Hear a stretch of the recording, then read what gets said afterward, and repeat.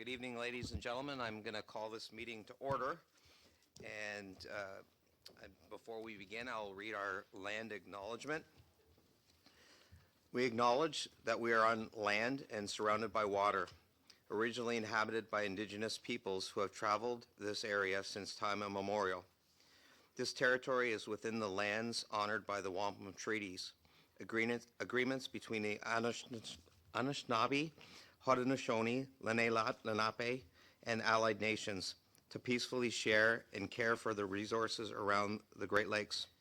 Specifically, we'd like to acknowledge the presence of the Three Fires Confederacy, Ojibwe, Ottawa, and Potawatomi, and the Huron-Wendat peoples. We are dedicated to honoring Indigenous history and culture while remaining committed to moving forward respectfully with all First Nations, Inuit, and Métis. So just to go back for attendance, we have all our trustees present. We have with the exception of Trustee Sartori, who's joining us by phone. And we have student trustee Johnny is sent his regrets this evening. So we'll go to item E. Is there any declarations of conflict of interest? Any conflicts of interest? Seeing none, we'll move forward. Actions from the board meeting private session. I'll turn over to Trustee Cook. So we have one, G2, minutes of the special meeting, board meeting, 2/19/11/28. Can I have someone move that, please? Trustee Hetfield, seconder. Trustee Higgison. Thank you. Oh, yes, I always forget the vote. Just so everybody knows, I like to move quick. All in favor? Support. All opposed? Thank you.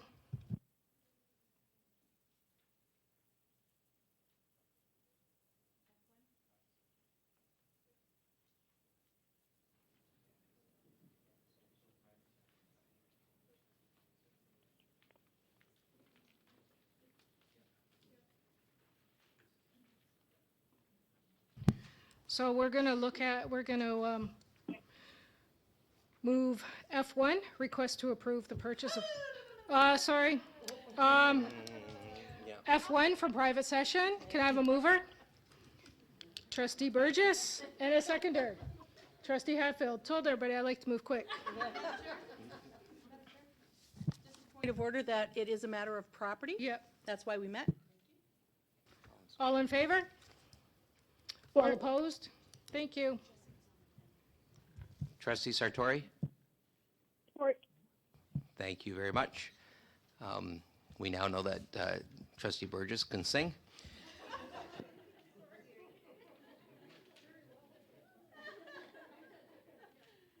So we have approved item G1. G2, sorry. The minutes of the special public board meeting we've approved. So I'm looking for a mover for item G1. Trustee Hatfield. I'd certainly welcome moving G1 and G2 if there's a seconder.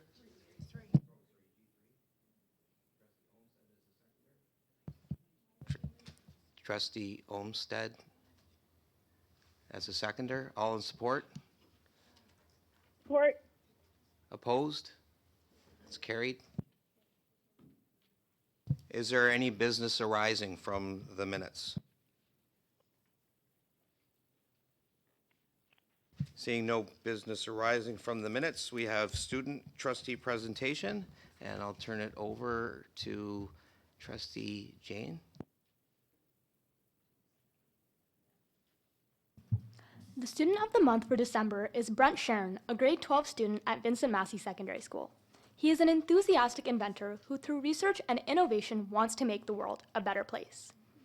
Brent began innovating at a young age. In grade 3, he designed the solar window insulating furnace technology, also known as the SWIFT unit, which helps the environment by reducing the use of carbon fuel to heat homes. His innovation was recognized by the Canadian Artificial Intelligence Association. It was awarded the Resources Challenge Award at the Canada-wide Science Fair twice, and it was featured in the Emerald Code docuseries. Brent has also done research at the University of Windsor investigating light-emitting electrochemical cells, which was recognized through the Canadian Association of Physicists Award. Brent's most recent innovation is in the area of biomedical engineering. He designed a slip detection system which can be utilized in conjunction with mobility aids such as walkers and canes to alert the user when they are about to walk on a wet, icy, or slippery surface. Brent's latest innovation was featured on CBC. Brent has had the opportunity to present his innovation to researchers and engineers at Ford Motor Company, the University of Detroit Mercy, and the University of Windsor. There's more. Brent is a dedicated musician who excels at both piano and trumpet. Brent has been a member of the Windsor Symphony Youth Orchestra, the Essex Community Concert Band, the Massey Wind Ensemble, as well as the Massey Jazz Band. He also participated in the Windsor Kiwanis Festival, where he was awarded the Altenburg Brass Award, as well as the Bell Persh Memorial Award. Brent is also an active member of many school groups, including the Massey Science Olympiad team, which just won first place at the University of Windsor Science Olympiad competition. He is a member of the Cancer Awareness Club, the Acts of Kindness Club, and he volunteers with the Code Reach program, which encourages grades 7 and 8 students to develop their computer coding skills. Brent is, in addition to all this, an incredibly dedicated student. During his spare this semester, he chooses to attend enriched level math courses that didn't fit in his schedule. He writes all the tests and holds the highest mark in a math class he's not even enrolled in.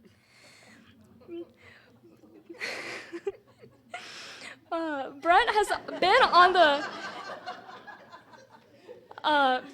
the Distinguished Honor Roll throughout his time at Massey, maintaining a 96% overall average while taking multiple AP level courses.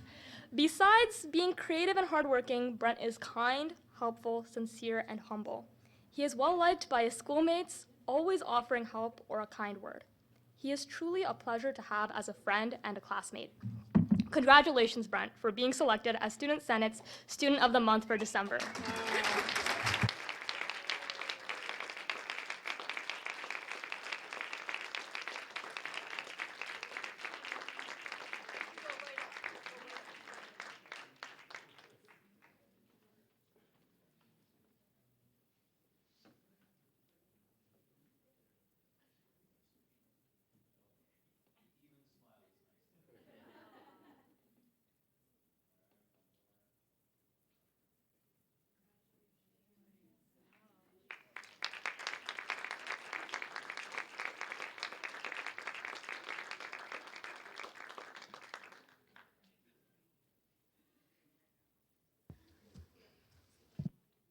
Well, I'd certainly like to congratulate Brett.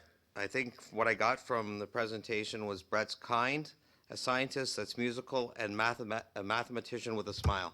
Yep. What more could you ask for from one of our students? So congratulations, Brett.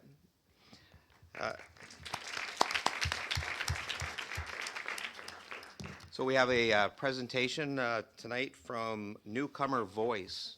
Oh.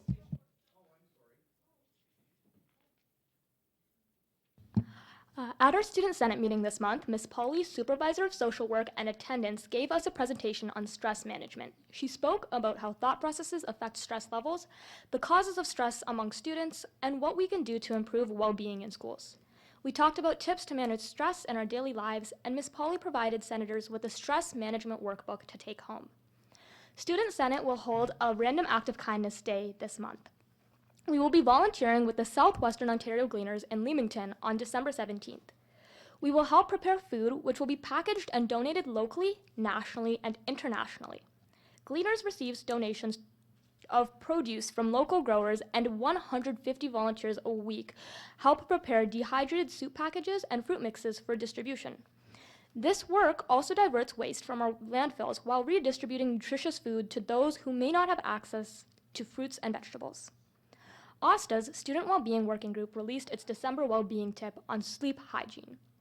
This month, our tip is in the form of a thread which focuses on the importance of sleep and specific ways to improve sleep hygiene. It can be found on Twitter and Instagram at OSTAAECO, spelled OSTAAECO. Please share it widely. Our elementary outreach initiative will resume in January, Any interested principals are encouraged to contact us to make arrangements for a presentation to students in grades 6 to 8.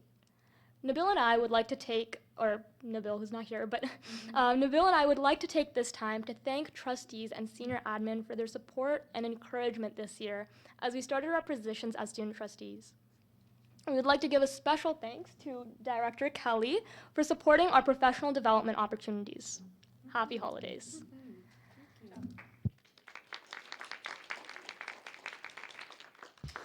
Thank you very much, student trustee.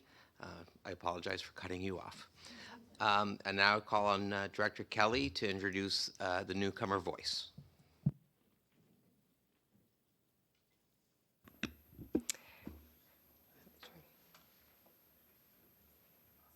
I think it's a time of year we want to be inspired, and so I had a conversation with Principal Carl Berard from Leamington District, and he indicated that he had some inspiration, and that's what you guys are. So it's my pleasure to introduce 4 newcomer students from LDSS. They'll be sharing what they've learned at the Youth Action Gathering for newcomer youth. One group went to Toronto in 2018. Another group went to Moncton in 2019. They will be presenting their stories and bringing collective perspective about how to support newcomers in the school environment. Their collective vision is to share lessons that they have learned with other newcomers in our board. We look forward to being inspired, and so I'll turn it over to you, Jen. Go ahead.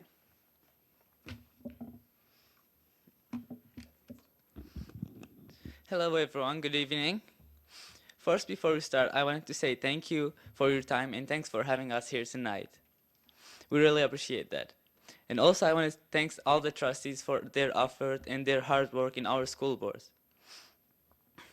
Tonight we will be sharing our experience from Youth Action Gathering conferences that we attended in 2018 and 2019. But first, I would like to tell you a little bit about myself. My name is Mohammed. I came to Canada 2.5 years ago. When I first entered the school, I did not speak any English. But with the help and support from our ESL program, now I'm able to take all the academic courses that I need to take to go to university and do what I wanted to do for like the dream that I had dreamed about and achieve that dream. Today I'm here because I believe that we all can help each other improve and create a better environment for our ESL community. And now I'm going to turn the mic to my friend Umar to talk about himself. Good evening, everyone. My name is Omar Al-Jabi. I am originally from Syria. I have been in Canada for 3 years, and I'm a grade 12 student. I believe that authorities in Leamington District Secondary School are the people who supported me to be able to stand and speak in front of the audience. Thanks. I just want to say that's a lot of people, actually. Hello, everyone. My name is Taha Labidi, originally from Syria. I've been here for 3 years now. When I came in, I didn't speak any English too, as Mohammed and Omar. I'm here because I believe the experience that I gained from that trip should be shared to every ESL student in my community. Thank you.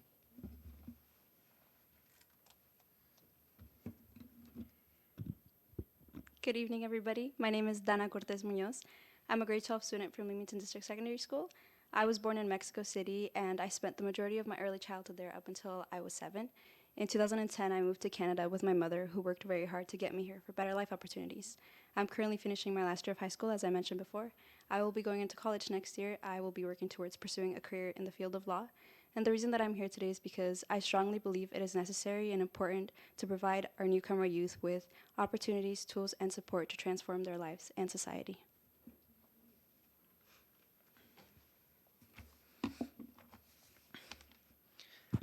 I'm going to talk why is it important to meet new people. It's important to meet new people and learn from them because the people that we met at the Youth Action Gathering were people like us, who had the same problems and same struggles as us. They came to Canada and they did not speak the language, they had so many problems in their life, but they still made it. And I learned from them to keep going and not give up. It's important for all the new students to Canada and newcomers to Canada to experience that. And when you see a person like you who came to Canada and they did not speak any English and they had a lot of struggle, but they made it. And that gives me a lot of confidence to keep going. When I see a person like me who started with nothing, but then they still made it and they did all the things that I dreamed about, that helps me a lot. And that gives me a confidence to keep going. So during the youth action gathering, we were able to engage in important and necessary conversations within a safe space. We were able to have conversations about topics that we normally wouldn't have in our everyday lives with so much detail.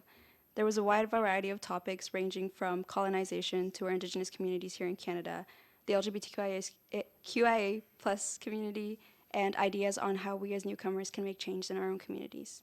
Even though many of the topics that we spoke about could be controversial or they were heavy, there was a feeling of safety and acceptance within the group. So it was very encouraging to see that our youth were prepared to have these conversations and with an open mind.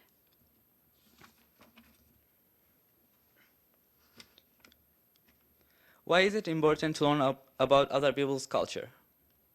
It's important for us to learn about other people's cultures because at the Youth Action Gathering, there was a lot of people and students from different cultures and different countries and different backgrounds. But we all came together and decided to celebrate our cultures together and learn from each other. For example, at Leamington High School, I learned about other people's culture, make more knowledgeable. For example, learning about other people's culture, it makes me more knowledgeable. It's gave me a confidence. For example, when I meet a new person and I know about their culture and I know about their backgrounds, it builds a confidence between us. And it's important for all the newcomers to Canada to experience that and learn about that. And also, why is it important to provide a safe space for our newcomers and new students at our school board? It's important to provide a safe space at our school community for the students and newcomers. For example, at the Youth Action Gathering, I met people who had the same problems as me. I never thought I could talk about them. It was a safe space where you got to talk about all the problems that you are facing without being scared to be judged. Also, at Leamington High School, we have built a club called the Youth Ambassadors. This club was built by immigrant students and newcomers. This club's job is to bring awareness to our school community about other people's cultures and help the ESL students who are new to Canada. And I want to thank Mr. Orobina and Ms. Sax Janiston for helping us build this club. So touching back on the subject of expanding our knowledge, the Youth Action Gathering was set up so that every individual could choose from 3 workshops to attend. The workshops were very informative and interactive, which is important because as students and as youth, we need to have these opportunities when we can interact with each other and we can learn from one another. Not only did we expand our knowledge on topics that we already knew about, but we also got to talk about things that were completely new to us. For myself, I attended a workshop called Histories and Resistance, and it opened my eyes to something that I had never put much thought into, which is the lack of opportunities that our newcomer youth have to learn about Canada's Indigenous peoples. During this workshop, we had extremely important conversations about recognizing the mistakes of the past and how that affected Canadians' relationships with our Indigenous peoples and the struggles that Indigenous communities still face to this day and how we can work in this time of reconciliation as newcomers. We also got to learn about movements of resistance, which were led by Indigenous youth, which was very empowering because we got to see these communities that were being oppressed at the time, and they took small steps, and their voices were heard. We also emphasized that it is the responsibility of every Canadian to work towards reconciliation, and that we must acknowledge and respect that we stand on Indigenous land. I would say that the best part about this workshop was that it was led by 2 Indigenous women, meaning that we were being taught by people who knew exactly what it was like in their communities, and they knew the struggles of getting through the damage and the hurt and the trauma that they're dealing with. So this brings us to the importance of diversity in school staff, representation. As students, we need to have positive relationships with our teachers in order to see them as role models. When minority youth see teachers who look like them and sound like them and have similar life experiences, there's a feeling of acceptance and belonging and comfort. So this does affect our academic experience and our academic performance because having teachers that are diverse encourages us as minority youth. We feel more confident because there is someone that looks like us in such a high position and people that are impacting our lives in times which we are finding ourselves and we are finding who we are and what we want to do. I know for myself, it is very empowering to see teachers and staff of color around the school because I think if this person who is also an immigrant or who is also a person of color is in this position, then so can I, and I can also reach other things in my goals. And the fact that I'm an immigrant or the fact that I'm a person of color won't stop me from achieving the goals that I want to achieve.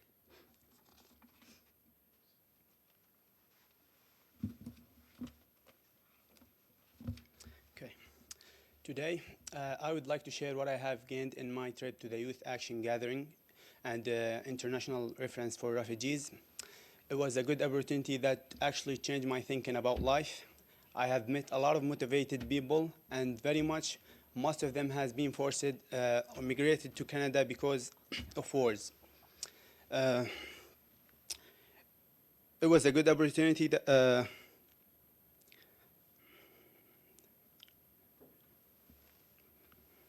there was a lot of workshops and references that benefit me and change my thinking about life.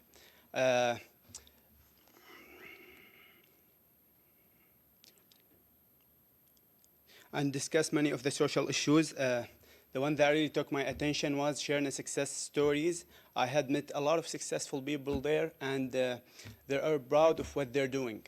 So at that time, I started to think about success and what am I missing to be successful like others. So this moment was the spark for me to get started and try to be successful like others. We started a business, me and my friend Taha, and we failed at it, but we kept going. We didn't stop. We started another one, and it was the same, and we failed at it. And then last summer we started a new business, which is a 360 virtual tour. It's doing very well. And now we're competing to something bigger. We're competing to $1 billion field.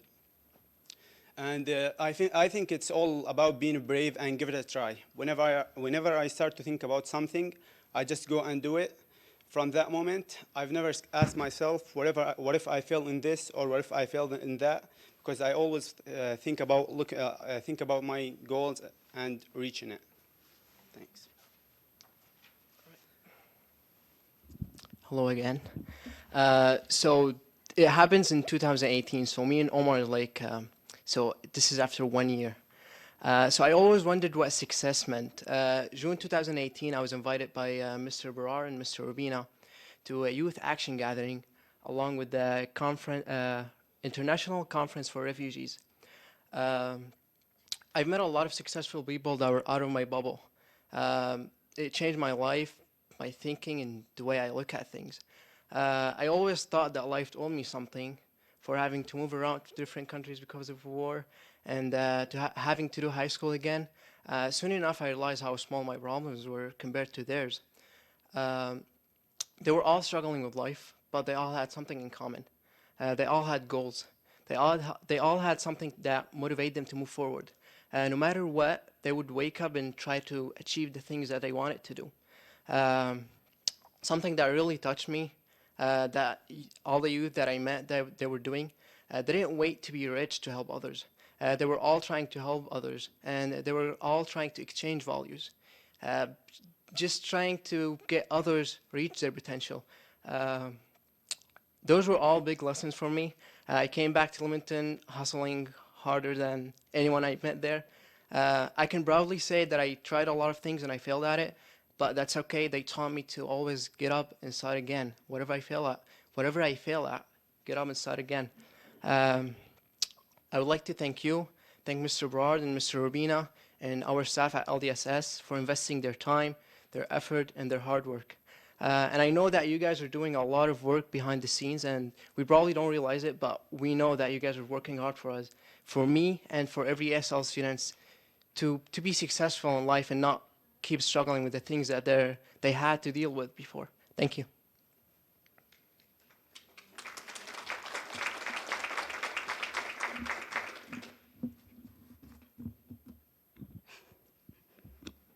So our vision for the future is to hold our own Newcomer Youth Forum that we would host at LDSS in the spring of 2020. We would like to see at least 2 students from each school that has an ESL program attend the Youth Action Gathering every year, because as you have seen, it is an event that impacts us and encourages us and gives us more confidence to work harder and to do everything that we need to do to achieve our goals, and that the fact that we are immigrants or that we are minority youth shouldn't stop us. I myself came back with new ideas, and my desire to help others and make change grew more. Because of this, I applied to the CCR Youth Network Core Group, and I am also getting involved with other projects around my community. I believe that this type of event could do the same for other students like myself. We would also like to mention that if it wasn't for our child and youth worker at LDSS, Mr. Urbina, we wouldn't have had this opportunity. We would like to thank him for taking his own time to provide us with this wonderful opportunity. As an immigrant himself, he was able to see that this would impact us in a positive way, and it did. And we want to see the same for other newcomer youth like ourselves. With that being said, we would also like to thank all of you for your time and patience. We hope that you will take into consideration the things that we brought forward today. Thank you for your time.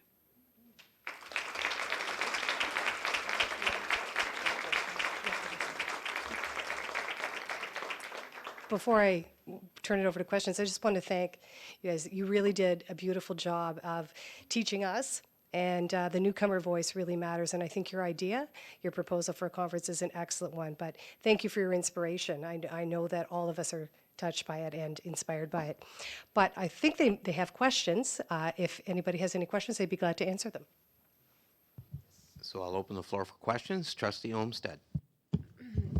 First of all, I'd like to say I'm so very proud of all of you guys for coming here tonight, for taking the initiative to coming to speak to us. I know it is a daunting task to speak in front of a group this large, especially with English not being your first language. You did amazing. Thank you. Kudos Thank you. to all of you.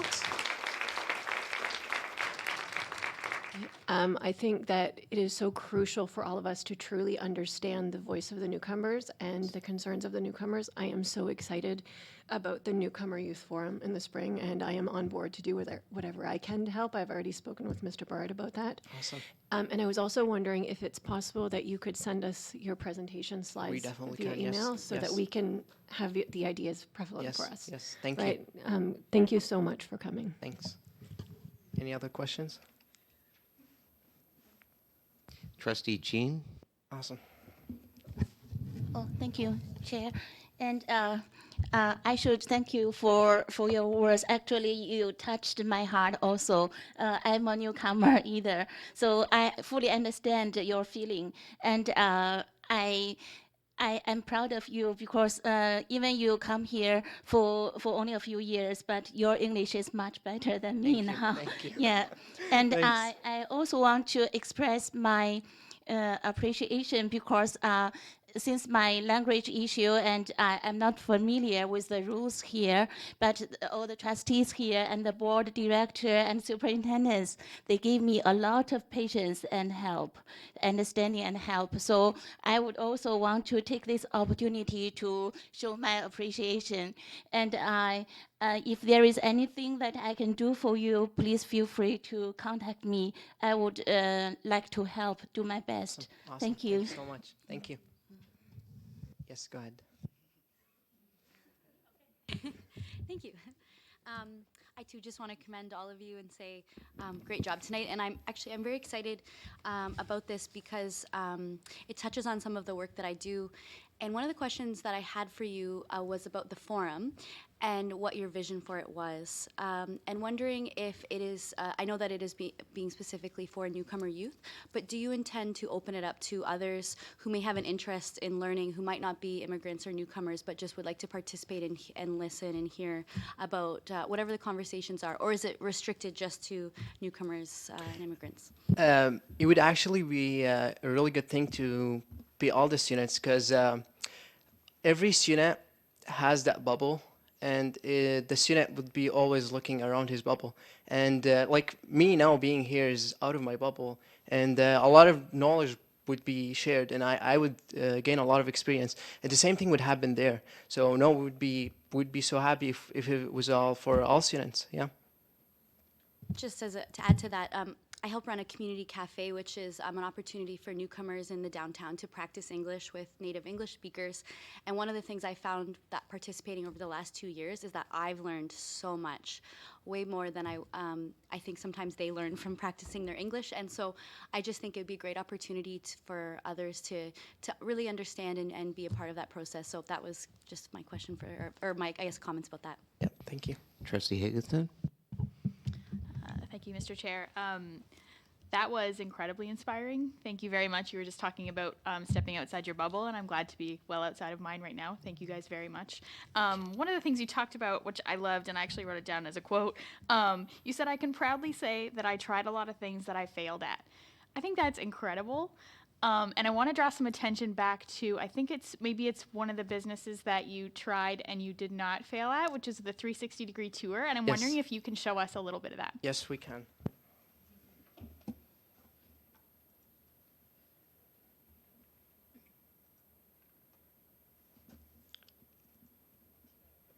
Yep. So, I don't know if everybody can hear me. So basically, it's instead of like a regular picture, so it's a 360, and you can move around. So just like Google Maps could do outside, this is indoor. So this is LDSS, the new school, and we can click and we can move around. So this might be helpful for people moving from out of Ontario, maybe out of the city. They could see the school before they come in. There's a lot of rooms, like high-tech rooms in the gym, that they could see before they even come in. So this includes everything, not just... oops. I'll try from here.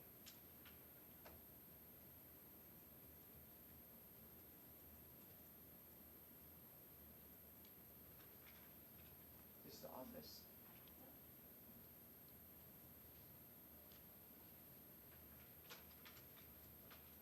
This is the library. I can't get to the last pictures actually, but basically this is it. So it's a virtual tour. You can move around from a room to different room to different room without having to be there, obviously. Yeah.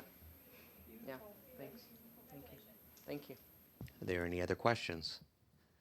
Well, I'd like to thank you very much for your wonderful presentation. Trustee Higginson took the words out of my mouth. You're inspirational, and you're an asset to our country. It's wonderful to have young people that are so engaged. And again, Trustee Higginson was on point when she talked about your acknowledgement of failure. You may have heard it, but first attempt in learning, fail. Yes. Right? Yeah. So thank you very much for your presentation tonight. It was wonderful. Thank you. Thank you so much.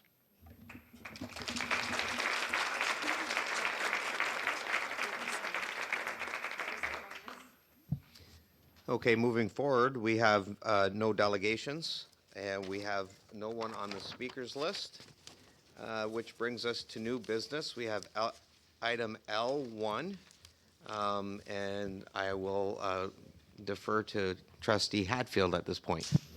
I'd like to move L1 as printed. We have a mover for L1. Is there a seconder? Trustee Cook? Is there any discussion on that matter? Trustee Burgess. Thank you, Mr. Chair. Just on handwritten 27, I see third paragraph down. The site has been designed to provide for a soccer field, an asphalted play area east of the building, a fenced FDK play area, and a child care play area, et cetera, et cetera. And I'm wondering, is there going to be also integral to this space a naturalized play space?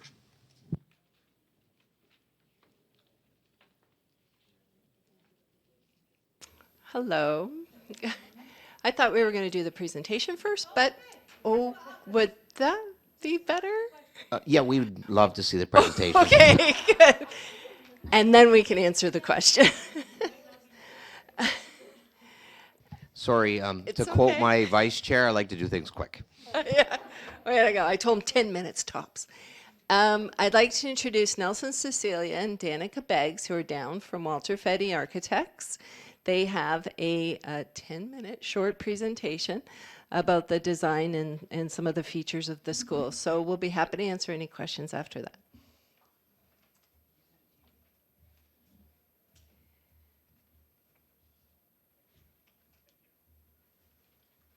Good evening, everyone. I wasn't expecting to follow such bright individuals, so hopefully I can be as inspiring as they were, but I wouldn't hold my breath. So, as Juliana said, I'm Nelson Cecilia. This is my colleague, Danica Beggs. We're from Walter Fady, and we're going to give a brief presentation on the new Parkview Public School project that we've been working on with the board. So this is a perspective looking from the street, kind of give you a sense of what the new facility is going to look like and some of the materials. And as we move through the presentation, I'll go into more detail on those different items. Here we're looking at, courtesy Google Maps, an aerial view of the site. The site is an existing site. Currently, it has, I'll use this screen here in front of me. What is outlined there by that red line is our site, the current Parkview Public School site. And it shares a land mass with a separate school board and a facility as well as a public park. And our site, as well as the other two facilities, are surrounded by a typical residential subdivision. This here is our proposed site plan. So what you're seeing here, again, is my pointing skills are not very good there, but to the top of the page, you'll see the proposed facility, our new school, which has those gray areas there are denoting asphalt play areas as well as parking. Access to the site is from the south there into a parking lot, which would be used by parents and teachers for parking purposes. Also in that parking lot area, just along adjacent to the grass area there, you'll see that there's a kiss and ride where parents can drop their children off. And site safety has been looked at extremely much throughout this process. Safety of the children obviously is priority one. So the idea of the kiss and ride is that the kids can exit their parents' cars and directly onto a sidewalk. They're not crossing traffic. They're not in the parking area where there's vehicles. To the north of the school, we have a bus drop-off area. That's a one-way in and out process where the buses would come in. Again, site safety and the safety of the children has been taken into consideration. We want the children to be able to get off the bus directly onto the sidewalk and travel to the school. Again, not crossing traffic and limiting any interaction with other vehicles. The pointer on the, okay. I think the pointer battery is dead, but anyways, it's not long enough. Okay. If you're not sure where I'm talking, just please raise your hand and I'll explain further. There is an existing soccer field there, play area, outdoor play area, and as well, if you look sort of to the right of the school, there's 3 trees there, and it looks like it's sort of outlined by a rectangular area. That's an outdoor teaching area where children and teachers can use that space when the weather permits to do some outdoor learning and exploratory play. So here we have the school itself is a 2-story facility, approximately 52,000 square feet. The ground floor,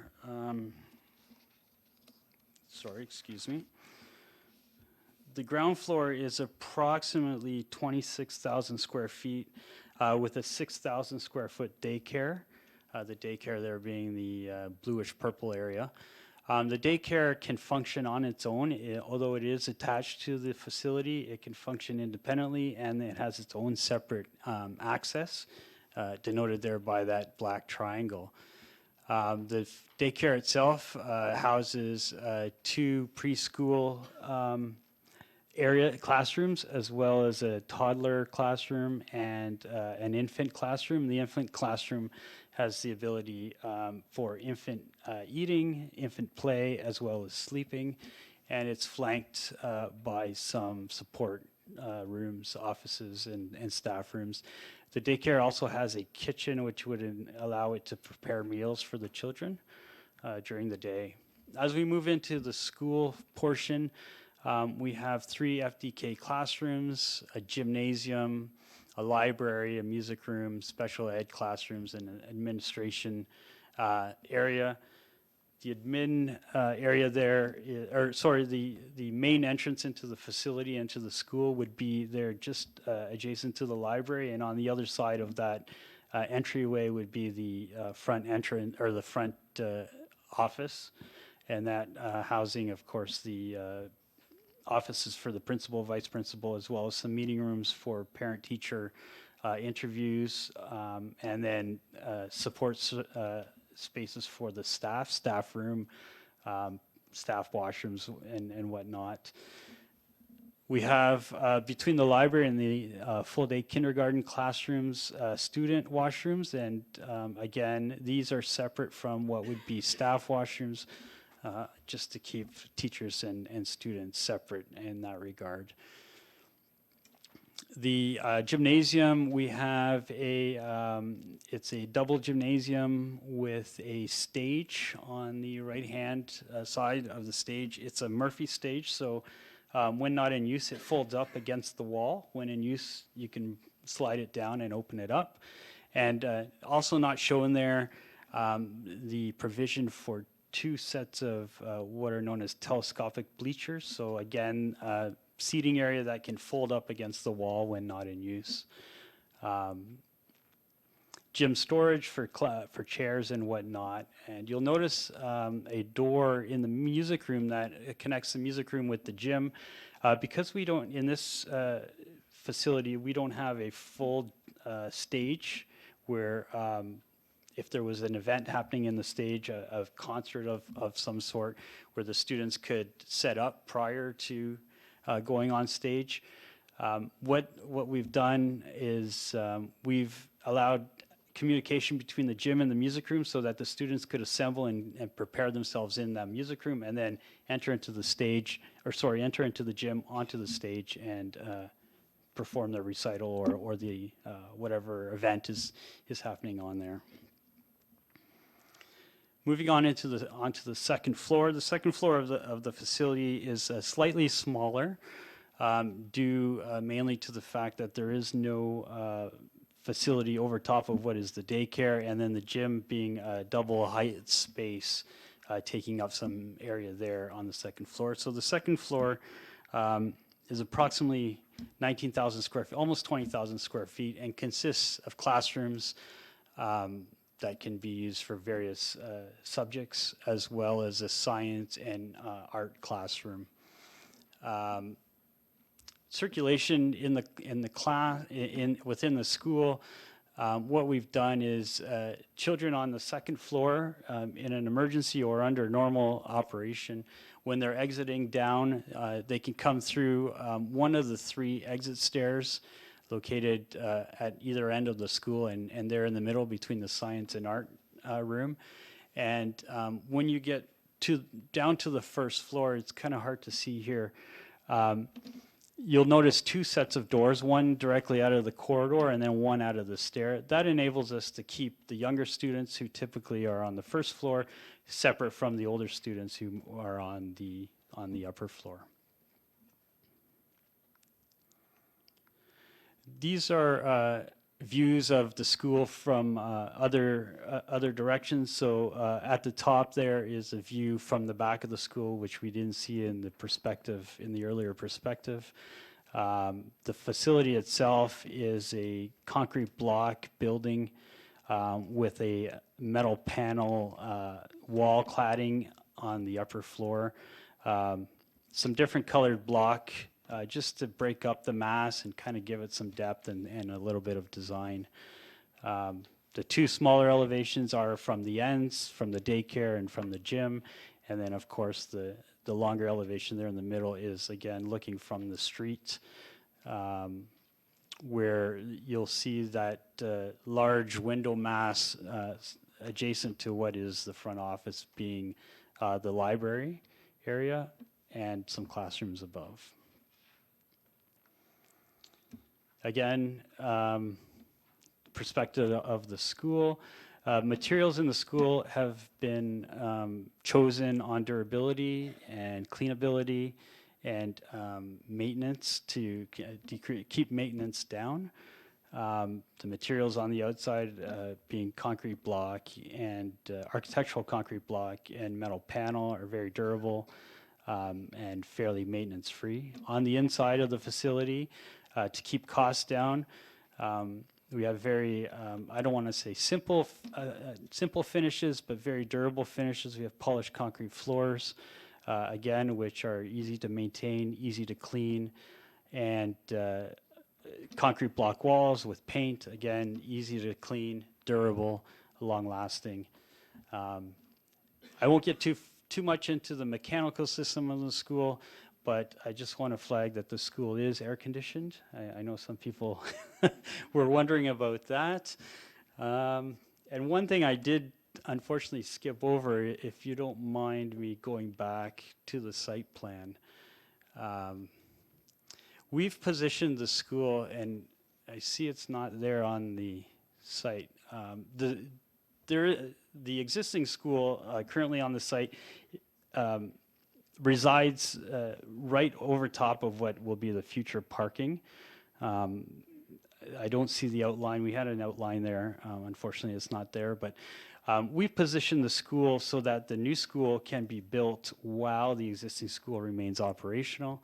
The plan or the hope is that once the new school is complete and ready for the children to be occupied in September of 2021, then that following summer we would decommission the existing school and tear it down and then work to construct the parking. So there is a challenge there kind of in order to get that parking constructed, but we're working through that to get that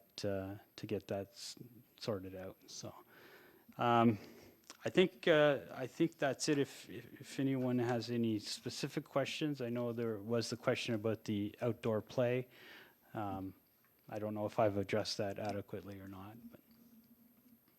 Trustee Burgess? Well, I'll park that one. I have some other questions if I could, just for clarification. Because, I'm sorry, I could use the pointer. No, I'm trying to imagine. So you said there are 3 FDK?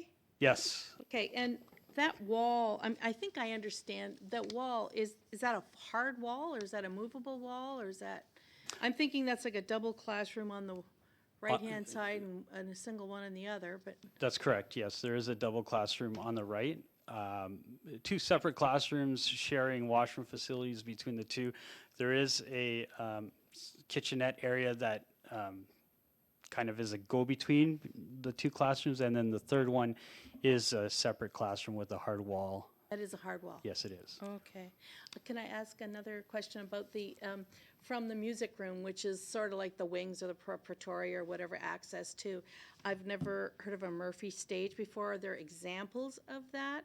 And is that connection between the music room and the gym, is that accessible? So if I was in a wheelchair, would I be able to get from the music room to the gym?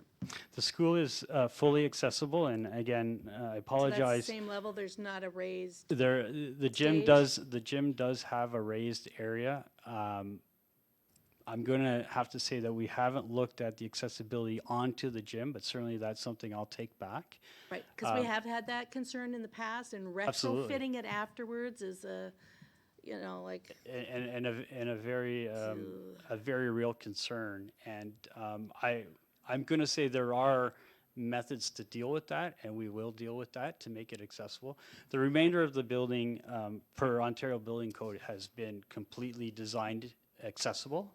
Right. So all spaces are accessible, and we do have an elevator to the second floor. Right, and that's not my thing is to the Murphy stage, which I've never heard of. Yeah. Is there one in somewhere now that we could maybe look at or whatever, at another facility? I'll defer that to Juliana. Yeah, the only thing that's not accessible is the Murphy bed, the Murphy stage. But this is a purchased product, so I'm going to pretty well guarantee there's going to be accessible avenues to take, whether it's a ramp. So it will be fully accessible. We will figure that out for sure. Okay? It's the gym itself is fully accessible. It's just the stage. Okay. Yep. No, you're absolutely right. Thank you. I have trustee Higginson and then trustee Hatfield. Thank you, Mr. Chair. I guess the main question that I had was around if we can go to the site view here. Yeah, that one. I'm having some confusion on which one is meant for buses and which one is kiss and ride here. Unfortunately, my pointer doesn't work. The buses are there at the top. It's kind of that U-shaped entrance. Yeah. That's right. Yeah. And the other's kiss and ride. Okay. Thank you. I think it's just not long enough. Thank you, Mr. Chair. So Trustee Cook and I attended the public consultation on the plan, and I had lots of time to pick apart the design. But for everything I came up with, they had logical answers and explanations, and I really appreciated that. It was a great opportunity for me to address the design features, and in the end, I was really satisfied and excited about the new build that's coming. I just couldn't see on the drawings, and I forgot to ask that night, where exactly is the elevator? I knew there was one, I just don't remember where it was.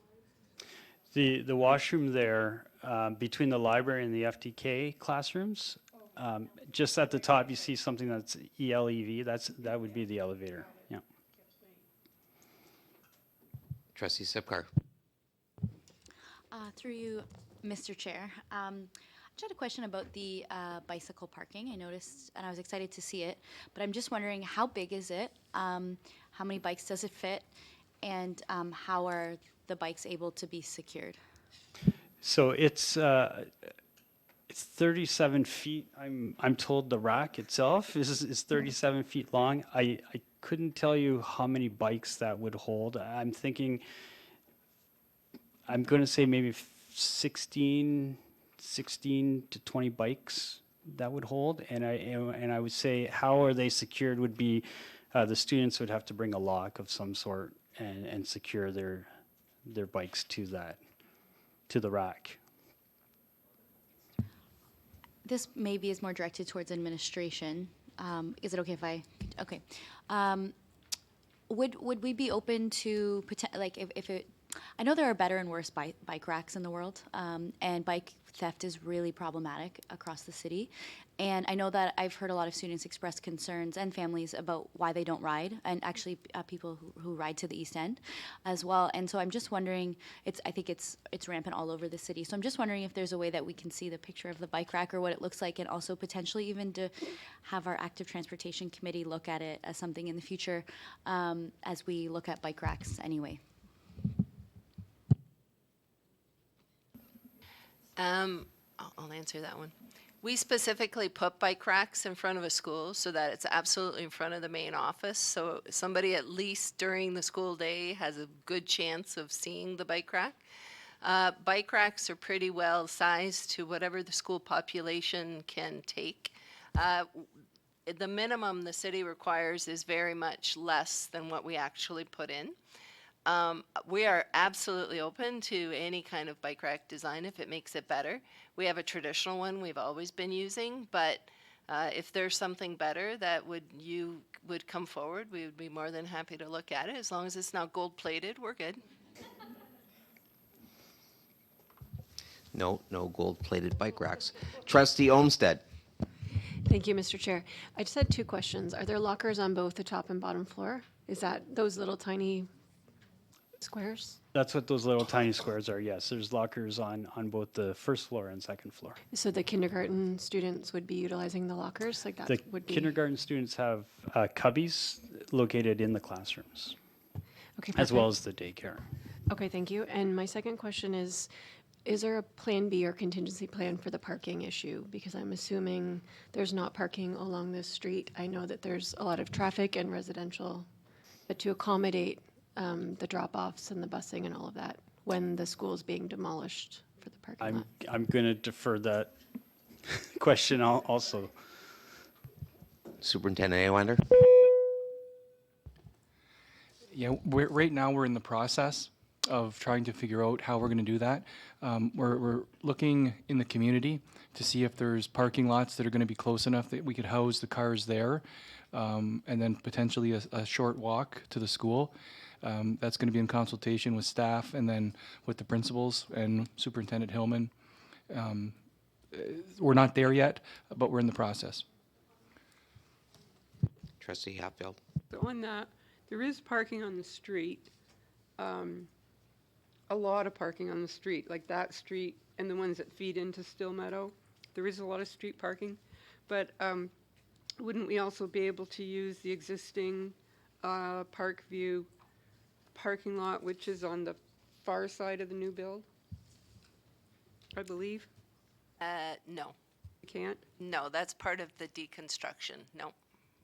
No, we wouldn't be able to safely Oh. get people around. No, that's too bad. But there is a lot of street parking. I don't know if it's enough, but there is a lot. Trustee Sipcar. Okay, yeah, thank you. This question might be more for administration as well. So I noted that it was for 501 students. I'm unaware of the two schools that we're combining, so I'm just wondering from like a capacity perspective, are we worried about having to add portables? Superintendent We are. The population has grown significantly in the last couple years. When we originally put this business case into the ministry, I want to say Eastwood was pushing around 225 or 230, and Parkview was about the same. And since then, they've had a number of newcomers again come in, again over the last couple of years, and now I want to say they're up to about 260 each, 270 in that range. With it supposed to drop a little bit next year because the grade 8 population is greater than what's coming in. Thank you, Superintendent. Trustee Burgess. Thank you, Mr. Chair. That actually is a good segue for the question that I had was, in the past, sometimes we've made designs where we added either extra foundation to put an extra classroom on a second floor over something or other, or made sure that there was an easy open side wall or adjacent to classrooms for expansion should we want to renovate and actually add permanent classrooms. Knowing that the population is going up, even with predictions of grade 8s exiting, it's always nice to have a shiny new school in your neighborhood, and that often attracts people from existing coterminous boards and whomever, whatever. So I'm wondering, in your design, have you built in anything where we can make an easy renovation to add additional permanent classrooms and not portable classrooms? We haven't had that discussion yet, and I'm without doing the calculations and consulting some other people. I would say that the daycare roof, the construction of the daycare roof, the hard portion of that roof, not the membrane and the insulation, it is very similar. In fact, it is the same construction as the floor. So there would be, and again, without doing the calculations on the loading and whatnot, it could be I could say that there is an opportunity that we could add an addition over top of that, add more classrooms. But again, that hasn't been discussed, and we would have to explore that further. Thank you. I think we've exhausted our questions. Trustee Hatfield. Thank you. So as a mover of the motion, I just wanted to say that I hope trustees would support it because the community is very excited to lose their existing open concept schools and to move into the new build. So I hope that the trustees will support this. I'm very excited about the project. Thank you, Trustee Hatfield. Is there any other discussion before I call the question? I would like to call the question, and the item on the floor is item L1 as written in our minute or our agenda. And it's been moved, it's been seconded, and I'm calling the vote. All in support? Opposed? Trustee Sartori, I think you said support? That's right. Thank you. It's carried. Thank you, everyone. I'll now move on to item L2. It's a notice of motion from Trustee Cook. Trustee Cook, would you like to put the recommendation on the floor? I would, thank you. As written? As written. Okay, we have the motion L2 as written, and it's seconded by Trustee Hatfield. Would you care to speak to the motion, Trustee Cook? Just really quickly, I just think it's great that we're having public consultations, but I also think it's important to have those consultations at a time that, you know, there's a large group of people that can attend, and usually early evening is the best. Trustee Hatfield and then Trustee Higginson. Yes, I certainly support the motion. The consultation for this new school for Eastwood that Trustee Cook and I attended, it was in the late afternoon, and unfortunately there were very few parents there, and very few, I mean, like, I'm guessing less than 6. It was mainly staff and people related to the building and design of the project, and a few grandparents from the neighborhood. But it's during typical working hours, you know, the 9 to 5, and Forest Glade is a huge family community, and a lot of young families where both parents work. I think that would be the typical family structure of that particular community of Parkview and Eastwood schools. So it's just unfortunate that more parents weren't maybe available to come. I don't think it was for lack of interest. I think it was the time of the meeting. So I do agree that if they're in the early evening, we may be able to attract more of the community to attend.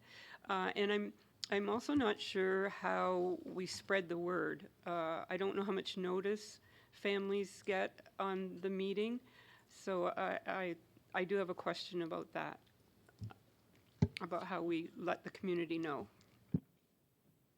Superintendent Awander, can you address the notification?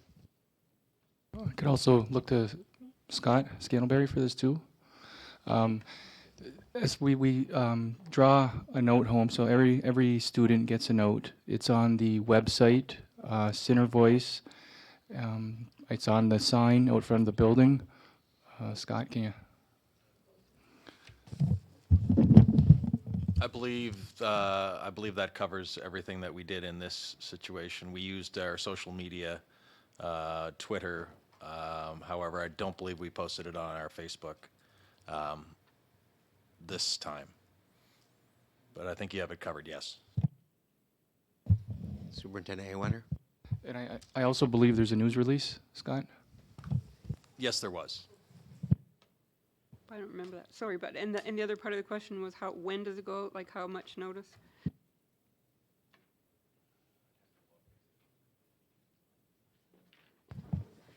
I'm not sure when the letter went home to families. The news release was 3 business days prior to the event, and the Center Voice was, I believe, 2 business days before, 2 school days before the event. On that? So thank you for the answer, but I would add that with the time, and I think with working families, you need to give more notice. And I think that then we may have a better turnout. Because this is a new process for us to have the public consultations, and I think that we want to make them the best they can be. So I think that families need a little bit more notice than a couple days. So if we can change the time and give more notice, I think we may have a better formula for getting the community and parents to attend. Thanks. Superintendent Awander.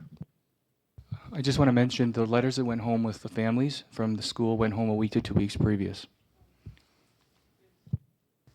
Thank you, Trustee Hatfield. Trustee Higginson. Thank you, through you, Mr. Chair.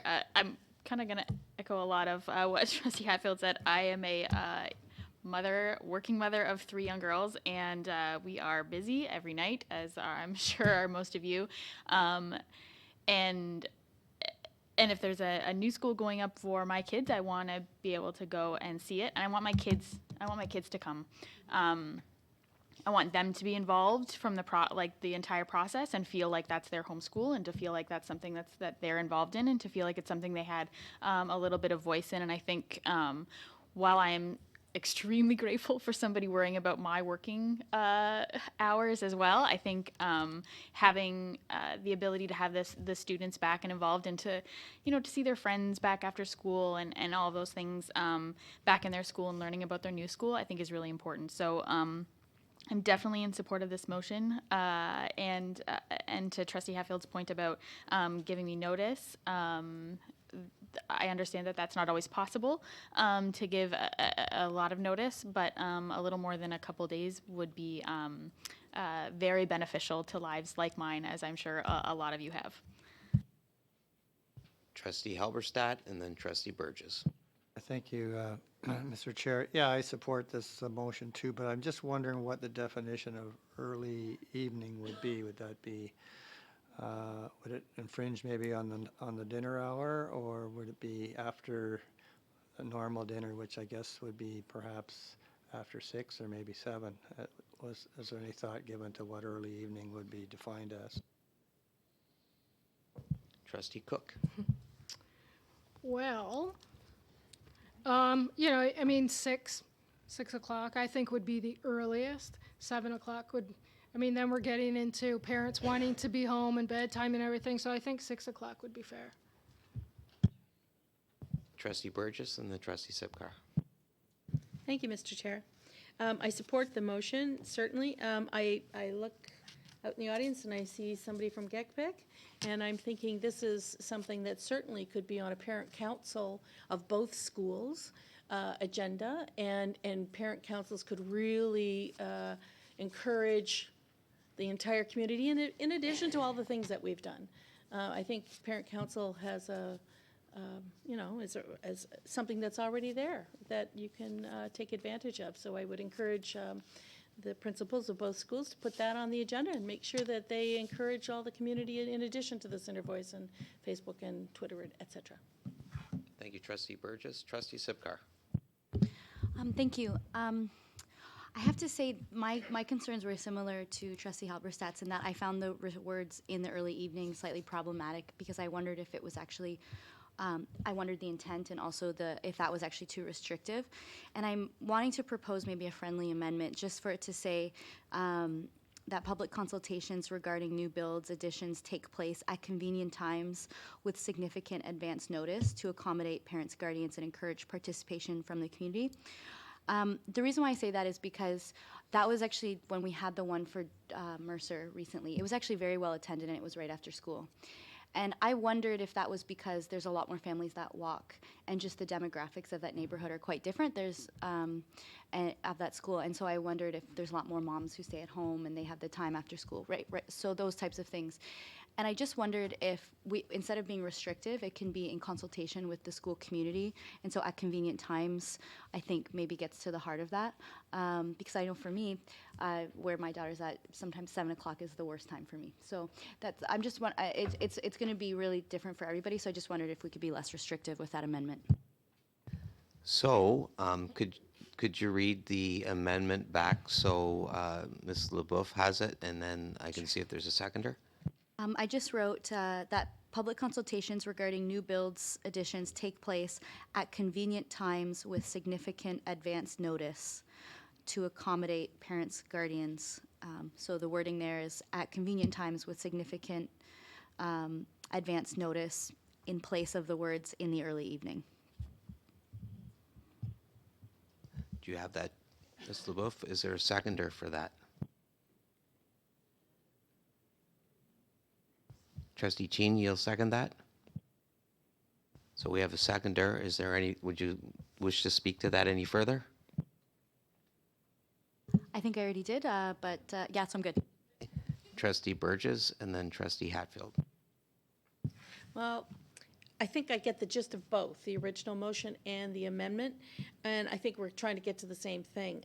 I would, so many things are subjective when you change words. Significant, what's significant? That's like what's early, you know, early evening.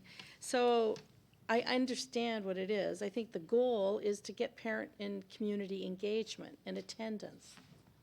So I don't have a problem with the advance notice part, but convenient times. I find that hard because that's so subjective again. Trustee Hatfield? Thank you. Yep. I don't want to get caught up in what early evening and what convenient means. I think the gist of the notice of motion is to send a message to administration about how we set up the consultation process. I'm fine with the original motion. I said a minute ago, this is a new process for us, these public consultations. So we're all learning the best way to do it. And I think, just to say early evening, I think the administration and the school councils will figure out what the best time is for their school. Early evening is clearly not the middle of the afternoon. And let them figure out what works best for their school. I don't think it needs to be carved in stone. As far as the amendment goes, with advance notice, I mean, that was one of my concerns, so I'm okay adding that, but I don't want to be wordsmithing. I think we're just trying to send a message to administration that with this new consultation process, we want to do the best we can to accommodate families of that community and let them figure out what the best time is that works for them. Trustee Burgess. I agree. So I'm going to suggest an amendment on amendment if I could, Mr. Chair. I'm sorry, it's supposed to be real simple. But if we said take place at times to accommodate parent and guardians and encourage participation from the community, if we want to add advance notice, fine. But I think that's where we're at, rather than getting stuck with words like. Do I have a seconder to the amendment on the amendment? Leaves it open, no? I'm good with that. I'll support that. Oh, okay. Trustee Sartori supports that. So Trustee Burgess, could you Okay, I'll repeat? make it clear. Yeah, it's, my amendment on the amendment is to strike the words "in the early evening" and just substitute with "at times" to accommodate, the rest is the same. Just strike the "at times" to accommodate parents and guardians, encourage participation from the community. I think encourage and participate from the community, I'm gonna think that the understood part here is we all know that advance notice is what we mean. Encouraging. To strike the words "in the early evening" and replace it with "at times." So is there any comments or discussion on the amendment? Trustee Cook and then Trustee Sipkar. I'm just going to quickly comment on that. When you start putting in that, what happens is, are you going to take a survey to see which parent can No, go? I think they know their community. Oh, sorry. Do you know what I'm saying? Like, I mean, that just gets it really difficult because what's good for you is not good for me. Do you know what I'm saying? So I think that we have to, I personally think that I would like to stick to the original motion myself in the early evening. I just think it's easier once we start, trying to dissect what's good for whoever. I mean, we're going to get into trouble because it's not good. So anyways. Trustee Sipkar. Through you, Mr. Chair, I guess everyone. I'm going to support this friendly amendment for at times because I think that putting the early evening is just too restrictive for the differences in communities. I think that it still gets to the intent of the motion, and I just think about the Mercer Street one. It was at 3:45, and it was very well attended, and I think that works for that school community. So I would hate that administration is kind of pigeonholed and they don't really understand what early evening means. And then what's the intent of the motion? It's to make it convenient for the school community. So I think the intention is good with the wording as Trustee Burgess just stated it. So I'm going to be supporting the amendment. Trustee Burgess. My only comment was I will respect, I know what we're trying to get to. My only thing is this is a recommendation sending it about the whole system. So I'll give you an example of something that we were discussing at Jack Minor Public School once, and the best time to meet was indeed at the end of the school day, immediately at the end of the school day, because it's a totally bused school. So to have something in the early evening meant everybody had to get on the buses, go back to home, and then find their way back to the school in order to meet. It was, you have the chances of really gathering the most people who are actually parking instead of kissing and ride, or else waiting, to pick up their kids or to walk them home. So I think that's what I mean by the at times. It's going to look different for each school community. I'm going to defer to the principals and the school councils and the staff who know their community, and it might be at 3:45. I don't know, is that early evening? I don't think so, I think it's late afternoon. But, I'm good with it. I'm good with it, though. So I'm going to defer to the community. So just before I call the question on the amendment to the amendment, my comment would be that when I see early evening, as somebody who grew up watching TV and getting television guide every week, our early evening is defined as 6 p.m.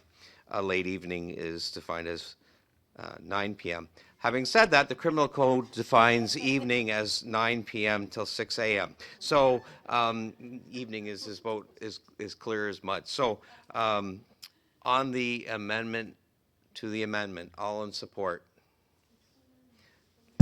We are voting on the amendment to the amendment, which replaces the words early evening to at times. Yeah, in the early evening with at times. It's essentially changing the dynamic to put the onus on the schools to decide what would be an appropriate time. Yes. Then, okay, so if we do that, then the whole motion is a moot point, because that's what we're already doing. That's our current practice. So then it's not necessary. This is redundant. But we have the amendment on the amendment, and it's been brought forward, so we can vote on that and then work our way back to the original if that's where we're headed. So I will call the question. Motion. Okay. I'll call the question. On the amendment to the amendment, all in support? Support. So we have 1, 2, 3, 4, plus Trustee Sartori, 5. All opposed? So 1, 2, 3, 4. Imagine that, it's a 5-5 tie. It's yes, and the item is defeated. Do we have to go to a hat or have a fire or anything like that? Okay, so now we're on to the amendment. Madame Leboeuf, could you please advise me what the amendment was? Yes, the original amendment was Trustee Sipcar's, which was to amend it to read, take place at convenient times with significant advance notice. Does everybody follow that? Trustee Olmsted? Can, through you, Mr. Chair, can anyone clarify who actually sets these times? Is it the school or is it through administration, or just to clarify? Thank you. They have been set through Superintendent Allwender's office in consultation with the principal. This is really, I think we're hearing what you're saying here. I mean, I appreciate the motion, but I think we're hearing that you would like more consultation at a convenient time for the community. Just Which might be in the early evening. Okay, so on the amendment, all in support? 1, 2, 3, 4, 5, 6. Support. Okay, so the amendment carries. So now we go to the original as amended now. All in support? Opposed? That's carried. Thank you very much.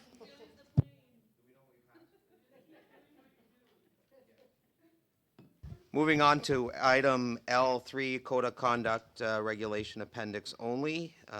Can we have somebody, Trustee Sipcar, can you make that motion, please? And a seconder, Trustee Higginson. Trustee Sipcar, would you like to speak to that, please? Sure. Through you, Mr. Chair, I'm actually going to ask Superintendent Pike to speak to it, as there was some tight timelines on this one, so there's a reason why the Code of Conduct is coming forward without the accompanying policy. If am I understanding that correctly, or it was just, okay, Superintendent Pike's going to correct me on this one. There were two regulations that were affected by the PPM that was established through the ministry. One of them is the Code of Conduct, our actual Code of Conduct for our board. That is what I'm presenting to you today, which is separate from what else was brought last board meeting, which was to be about the devices. So for this one, for the Code of Conduct, this is just the appendix, this is just what is published, and this is our Code of Conduct for the board. So you'll see that some things, because some people say that I could edit a blank piece of paper, is I wanted to make sure that all of our protected grounds that were pertinent to us were listed, so you'll see that change. You'll also see in the second or third nugget from the bottom of under all school members must, you'll see that there's different colors. That's because this was brought to the policy committee twice, and it was determined that instead of using just cell phones and other personal mobile devices, we've decided to go with the term of technology-enabled devices, which means that even if someone is working off of their laptop or mobile device or on their desktop, this would still be the same. Then we go down to school safety. You'll see that we did some more wordsmithing when it comes to, but not limited to, email, social media, texting through technology-enabled devices. Again, making sure that it is to be with laptops and cell phones, etc., as well as desktops. And then you'll see in the red where it talks about be in possession or under the influence of alcohol, cannabis, except by individuals authorized to use cannabis for medical purposes, or illegal and or restricted drugs. I just took two and put them as one to make it easier reading, to make sure that everyone understood. You had already passed previously about the cannabis, except by an individual who was an authorized to use cannabis for medical purposes. That was already passed. I just combined two. And then lastly, in the roles and responsibilities, these nuggets actually represent about a paragraph or a page of responsibilities set out in the Provincial Code of Conduct. I just took highlights so everyone can understand. We changed a few words on the third nugget from the bottom, parents/guardians, just to reflect properly who we're referring to, as well as instead of the word can, change that to encourage, and that came from policy committee the second time. Trustee Burgess. Could somebody read the third nugget from the bottom? There's a missing word and I don't know what it is.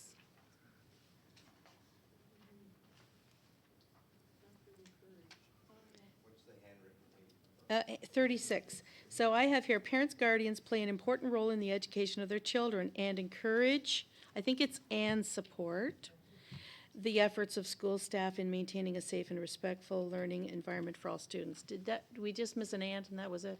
I think that's it. Sorry, could you repeat that for me, please? Oh, third nugget from the bottom on handwritten 36. There's a little bit of red and blue in there.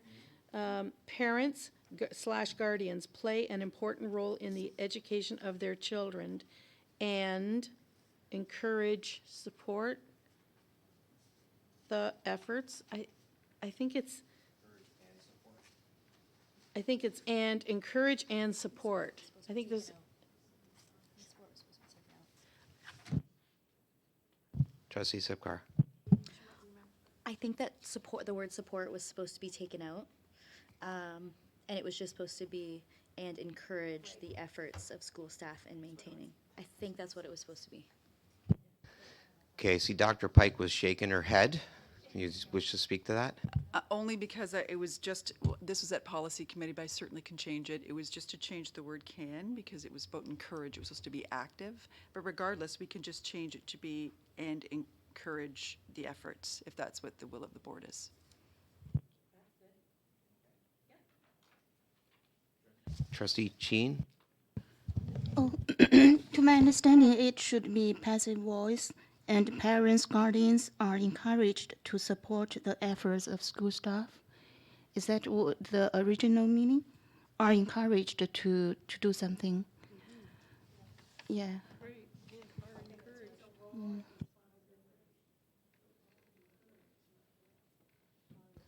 Are encouraged. So parents and guardians play an important role in the education of their children and are encouraged to support the efforts of school staff. Okay? Anything else? Call the motion. Call the motion. Okay, move that amendment. And Trustee Chino second it. All in support of the amendment? That passes. All in support of the original?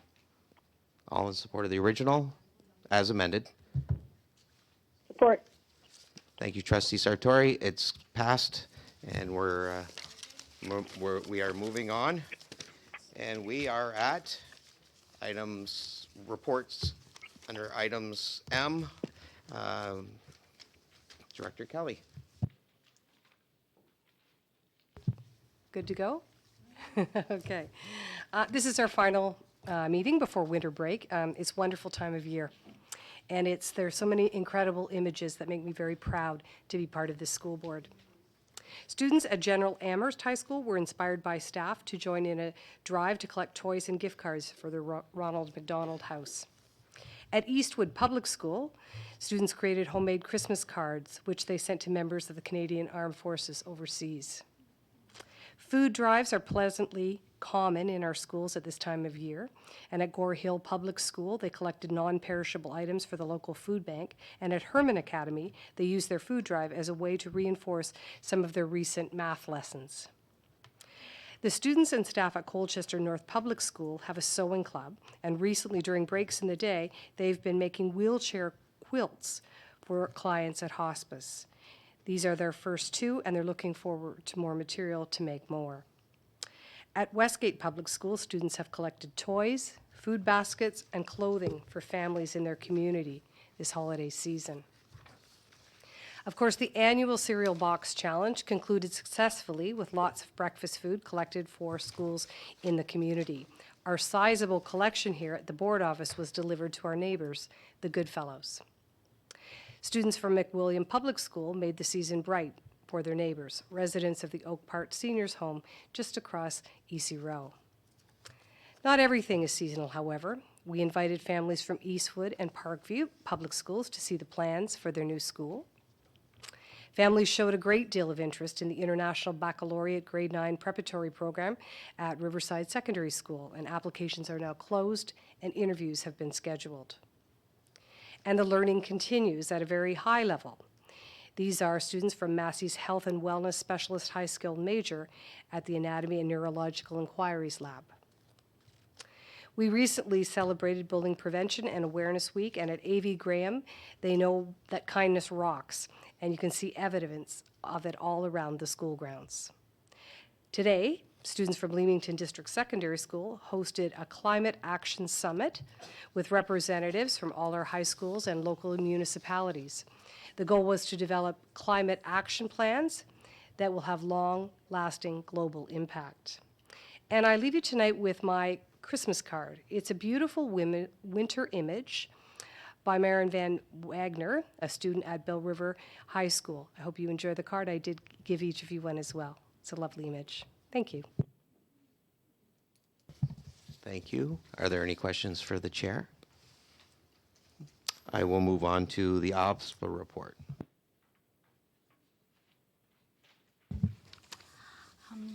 Hi, everyone. I just want to say this is my first report as the OPSPA director, and I'm excited to be in this position, and I'm looking forward to the next year.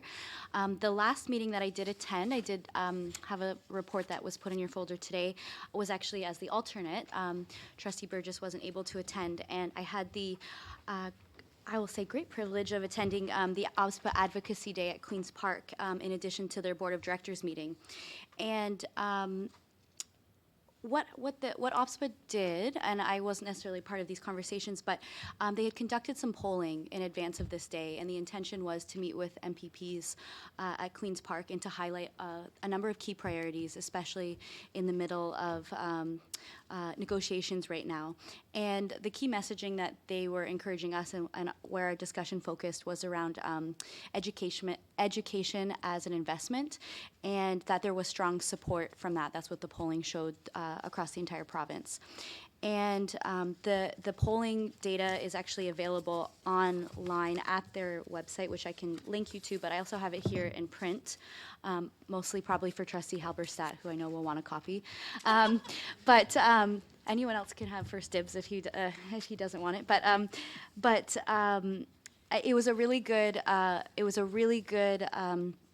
a summary of all the questions that they asked, and I included some highlights, but also I have the 3 position papers that trustees were given and had a lot of debate and discussion around, and that highlighted the polling data that supported OPSPA's positions.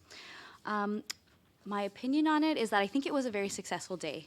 We had the opportunity to meet with the Minister of Education, as well as members of all parties. We had a reception, and I do think that the presence of having 40 to 50 trustees all meeting, all sitting in question period, really all on the same message, and really hammering home some of the issues was impactful, I hope. However, I know that there's a lot of other things happening behind the scenes. So this was OPSPA's first time doing something like this. They had done something in the past, but it was only their executive. So I think it was overall very successful from a first-time standpoint, and they're looking to do more of these days, and maybe in conjunction with other education partners as well, when there are things that need to be advocated for. So if you're interested in any of the position papers, I have one of each here as well, and they're also available online. And then the only other thing I'll say is, and I know that Trustee Cook has been hounding everybody, is to register for Public Education Symposium, which is going to be in January. They do have a good lineup, and it's always good to take those opportunities to connect with other trustees across the province in addition to the professional development. And I will take any questions from anyone, or if Trustee Burgess has anything to add.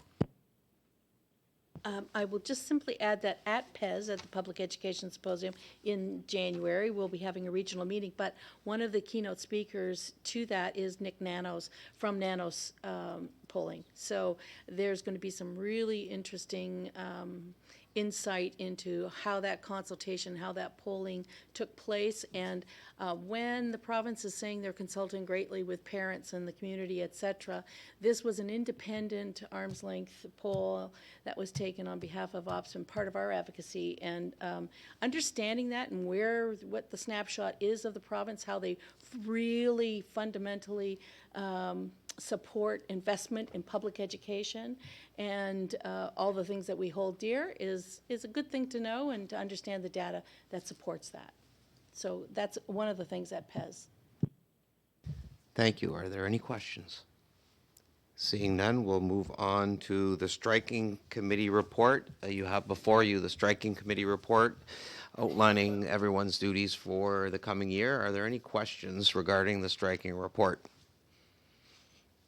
There are no questions regarding the striking report. We'll move on to item, okay, go ahead. I'll give my annual question is, what is the County and Boards Liaison Committee, and when will it ever meet? Because I think there's an opportunity there that there are items of all kinds of things. Like today at 3 o'clock, there was a CWATS, for example, the Countywide Active Transportation Study, open house, etc. We have that as one of our, things of ethos of schools in the county. In that report, in the summary, school boards are supposed to take an active participation in that, but we don't ever meet. So to me, it's a phantom committee. I'd love for somebody to actually do something.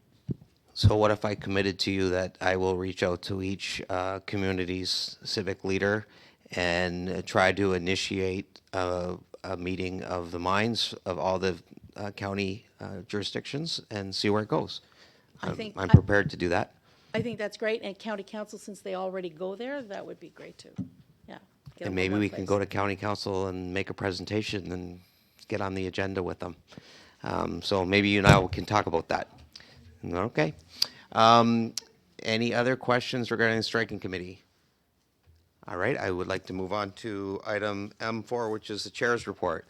My chair's report will be short, sweet, and hopefully funny, because it's been a short window between winning a hat draw and coming to a 5-5 draw tonight. But today I performed my first real duties as a chair. I was invited to come to the building, and I think Scott has some slides. Oh, okay, we have some slides. It was my responsibility to attend and the various departments and judge their Christmas displays.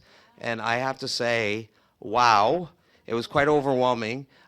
It's amazing that there's a photo of me smiling. You should take note of that, because I'm smiling with the Grinch, which is something to be said.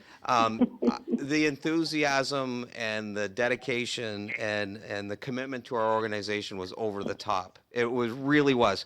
So the the Human Resources Department had a Grinch. They also had 2 students from Walkerville Collegiate come in and sing the theme song to the Grinch. And it was another Christmas song, which I don't really know the title to, but both students were amazing. I was actually blushing. It was incredible. And then when I went into the Human Resources Department, it had been transformed into the Human Resources Department, as in Whoville. Right, because they had the Grinch and they had a cast of Who people. And so that was very interesting. And I then moved on to finance, where they know I'm a Seinfeld fan. And I got a donation to the Human Fund in my name for Christmas, which I thought was amazing. But it really went downhill from there, because I ended up in the programs department, where I was threatened. I was threatened to the song of Good King Wenceslav, and the words were, "Thank you for your time today." I won't sing it. "For it, we are grateful. If we lose this to finance, we will be quite hateful." Everyone you see right here, winning, we're a hopin'. Should we come in second place, sleep with one eye open. I made it clear that I don't cower to threats, and but then I was forced to take a picture with Justin Bieber, and I cried. So I have to really say thank you. It was a lot of fun. The really bad part was I had to pick a winner, and everybody was tops. They really were. So I think on the 18th. On the 18th, the winner will be announced, but they're all winners in my heart. So thank you for making my afternoon fun. I hope I did make some people laugh. I did cry with Justin Bieber. Trustee question period. Are there any questions from trustees? Trustee Halberstadt. Thank you, Madam Chair. Yeah, I'm just wondering, to get back to the notice of motion, it was or the motion that I made a couple months ago about Windsor Stadium and the upgrades required. I had made a comment at that time that there were several property standards complaints on Windsor Stadium. I didn't make that up. It was Reno Bordelin, the councillor, said there was about 7 in his first term.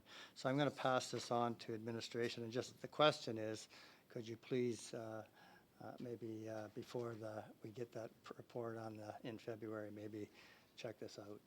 Thank you. I'll hand it to Juliana. Thank you, Trustee Halberstadt. Trustee Higginson. It's Trustee Higgison. If we could, sorry, no second in. My apologies. Thank you.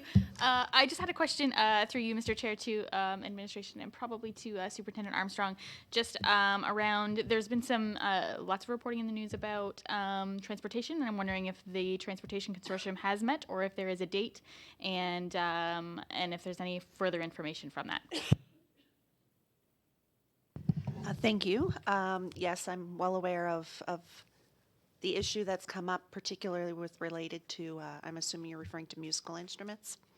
The Transportation Consortium is meeting next week, and it is, we're well aware of the comments. I've gotten lots of feedback from trustees, from teachers, from parents, from my colleagues here, and I'll certainly bring that feedback back to the committee when we meet next week. Thank you, Trustee Higgison. There's no N. Maybe it sounds like there is, but there's no N. Just further to that, are we going to be, is there going to be a report to us about that, or should I follow up with another question next time? It's what the board would prefer. I'm happy either way. If we could, I don't think we need a formal report. Could we not simply send an email with a decision? I don't think it's worth a report, but if that's okay with, yeah, just you'd like to know the outcome. Thank you. I think we'd all like to hear the outcome of that one. Trustee Hatfield. Thank you. I have a question, and my question is going to be addressed to the trustees. In this upcoming season of good cheer, I wondered if the trustees would agree to sending a letter to the Minister of Education to encourage him to move forward with the mandate of protecting the quality of public education. It's, as trustees, that's our role, to promote and protect public education. And I would like to know if at this particular time in history, I am concerned about the quality of education now and for future generations. And I wondered if trustees would agree to sending a letter to encourage the minister with this huge responsibility of protecting the quality of public education. And I would really like to reinforce the message that funding in education is an investment and shouldn't be viewed as a burden on the taxpayers or on the provincial budget, and that we really would like to see our Minister of Education making that commitment and moving forward at this difficult time. Oh, I'll ask the trustees, is there consent for that? Trustee Burgess? Trustee Zipcar had her hand up first. Okay, all right. I certainly support that. I think we've already done that. I don't think there's anything wrong with doing it again, but I would like to maybe support it with the data that from the Nanos poll, stating that we are sure, because we as an organization have also asked and confirmed that that's the will of the communities that we serve.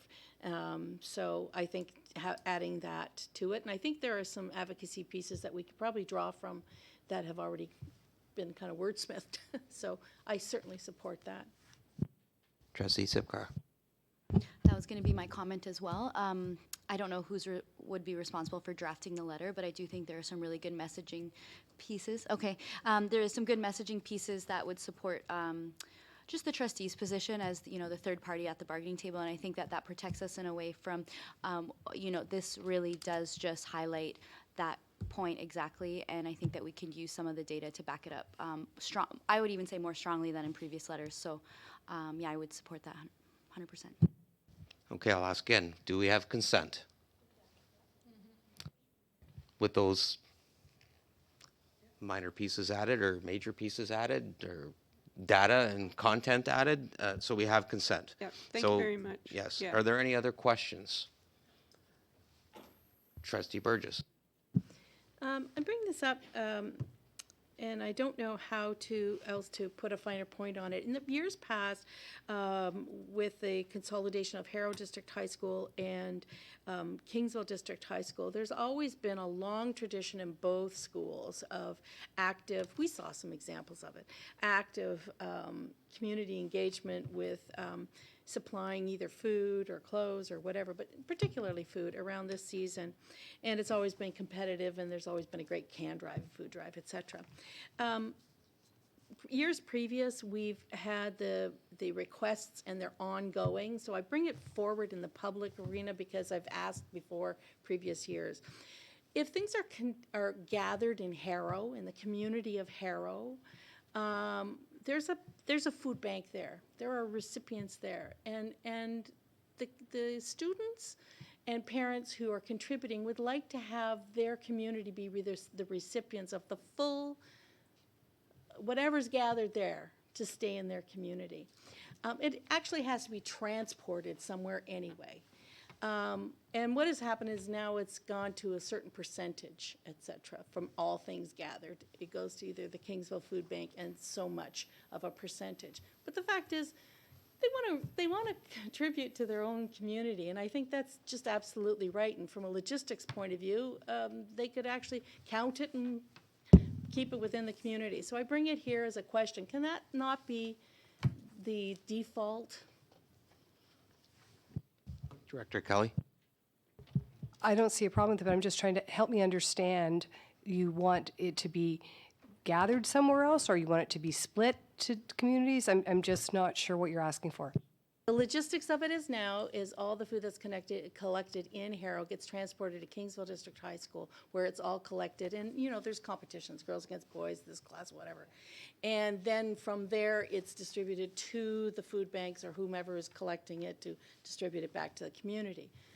And for years past, because this is, I think, the 4th year that Harrow kids have been at Kingsville, it's always been a little inconsistent. If you're collecting it in Harrow in their little wagon, in your little whatever, they'd like to be able to bring it over to one central place in Harrow, have it counted and distributed within their community.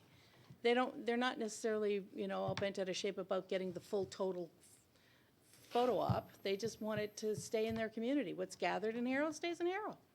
I think we could make a contact with the principal to see how that could be orchestrated. We'll follow up with that, who the superintendents. Yeah. Any other questions? No other questions. Notices of motion. Trustee Cheen. Thank you, Chair. And the motion is at the 1st January 21st of 2020 meeting of the board, I move that an ad hoc committee be struck to review the GECDSB's policies, practices, and annual reporting requirements to combat bullying and cyberbullying and track the number of violent incidents causing injury to our students and employees. The committee to be comprised of the 3 or 4 trustees and appropriate administrators to report back to the board on any updates to our practices and initiatives.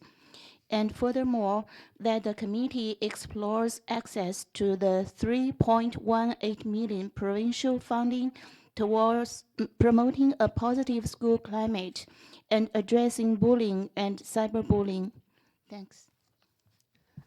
Thank you. Could you provide a copy of that at the end of the meeting to Madame Leboeuf? Yeah, sure. Thank you. Are there any other notices of motion? No other notice of motions. Are there any announcements? Trustee Olmsted. Thank you. I just wanted to remind everyone that while the holiday season is coming, it's truly a season of giving.